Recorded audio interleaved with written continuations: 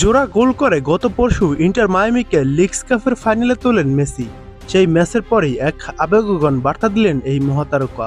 ভেনেজুয়েলার বিপক্ষের ম্যাচটা আর্জেন্টিনার মাঠে বিশ্বকাপ বাছাইয়ের শেষ ম্যাচ মেসির। সব মিলিয়ে এটা হতে পারে নিজ দেশের মাঠে শেষ খেলাও। এই ম্যাচে উপস্থিত থাকবেন মেসির পরিবার ও স্বজনরা। আগামী 5ই সেপ্টেম্বর বাংলাদেশ সময় ভোর 5:30টায় বুয়েন্স আয়ার্সের মনুমেন্টাল স্টেডিয়ামে ভেনেজুয়েলার বিপক্ষে মাঠে নামবে বর্তমান বিশ্ব চ্যাম্পিয়নরা। নিজ দেশে মেসির সম্ভাব্য বিদায়ী ম্যাচকে ঘিরে আবেগঘন পরিস্থিতি তৈরি হয়েছে আর্জেন্টিনায়। টিকিট কেনার হুড়োহুড়ি লেগে গেছে এরই মধ্যে। টিকিটের চাহিদা আকাশচুম্বী, দামও তাই বেড়েছে অনেক। আর্জেন্টাইন ফুটবল অ্যাসোসিয়েশন জানিয়েছে সবচেয়ে কম দামের টিকিটের মূল্য $100, যা বাংলাদেশি মুদ্রায় প্রায় 12,000 টাকা।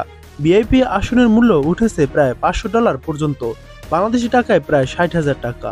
ভেনেজুয়েলার বিপক্ষে ম্যাচটিকে জীবনের বিশেষ মুহূর্ত হিসেবে দেখছেন 38 বছর বয়সী মেসি। তিনি বলেন, এটা আমার জন্য খুব বিশেষ এক ম্যাচ হতে যাচ্ছে। জানি না এরপর আর্জেন্টিনায় আর কোনো ম্যাচ হবে কিনা, তাই আমার পরিবার, স্ত্রী, সন্তান, ভাই, বাবা, মা, আমার স্ত্রী, পুরো পরিবার উপস্থিত থাকবে। আমরা একসঙ্গে উপভোগ করব।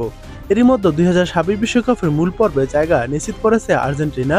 সবকিছু ঠিকঠাক থাকলে সেই টুর্নামেন্টও খেলবেন মেসি। তবে বিশ্বকাপ পরবর্তী ভবিষ্যৎ নিয়ে তিনি এখনই কোনো নিশ্চয়তা দিচ্ছেন না। তবে বয়সের ভার ও ফিটনেস সব মিলিয়ে 2030 সালের বাছাই পর্বে তাকে দেখা যাওয়ার সম্ভাবনা কার্যত নেই। ভেনেজুয়েলার পর 10 সেপ্টেম্বর ইকুয়েডরের মাঠে 2026 বিশ্বকাপের বাছাই পর্বের শেষ ম্যাচ খেলবে তিনবারের বিশ্ব চ্যাম্পিয়নরা। এরপর কয়েকটি প্রীতি ম্যাচ ও স্পেনের বিপক্ষে ফিনালে খেলার কথা আছে আর্জেন্টিনার।